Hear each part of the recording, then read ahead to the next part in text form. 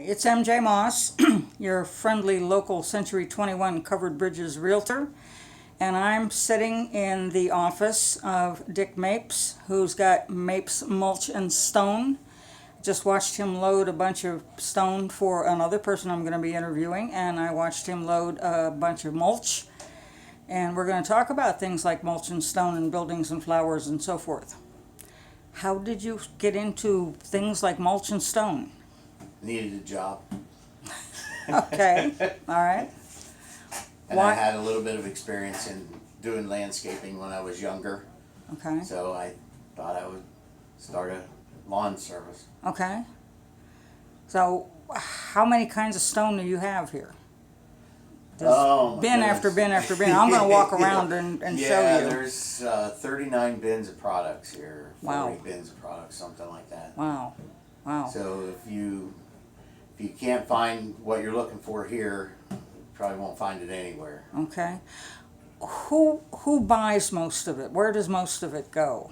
Consumers, Okay. homeowners, Okay, all right. for their driveways, for their landscaping, put it in their landscaping, around their swimming pool, stuff like that. What do you sell the most of?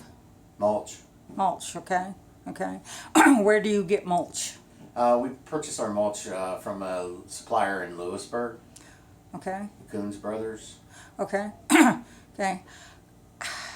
If somebody had a nicely landscaped acre of ground with some shrubs and trees, what kind of mulch consumption are we talking? How much are they using? Depends on the beds. Okay. Most people keep it down to around 4 or 5 scoops of mulch, Okay, which would be around 5 to 7 yards of mulch.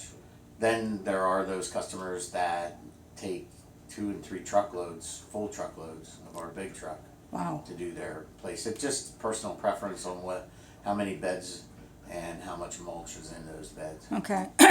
Are there differences in mulch? Yeah, we don't recommend using pallet mulch. We won't. None of our mulch has pallets in it. The company that we purchase from lets us, guarantees there's no pallets being ground up to make our mulch. I didn't know people did that. Yeah, Okay. there are companies that make mulch out of old pallets, Okay, and we just don't prefer that. okay. Is there a reason for that? Personal preference for me. I just don't like the looks of it. I don't. It gets hard and crusty on the top, and I just don't like it. Okay, okay. What's the basic source of most of the mulch? What kind of wood? Natural hardwoods, trees.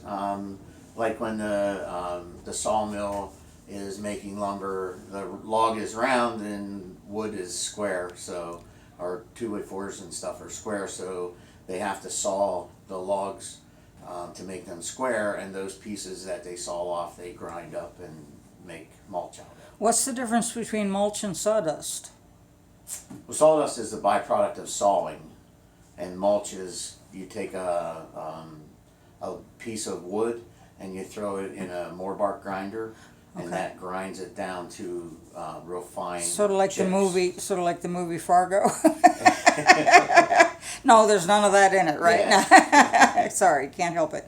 Okay, where does the rock come from? You got about a bazillion kinds of stones out here, in every color and shape and size. We get. We like to carry the oddity rocks. We carry some from New York. We carry a rock from Connecticut. We have rocks from Maryland. Wow. And a lot of local.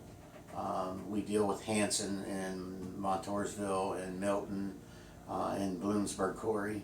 Try and buy as much local stone as we can.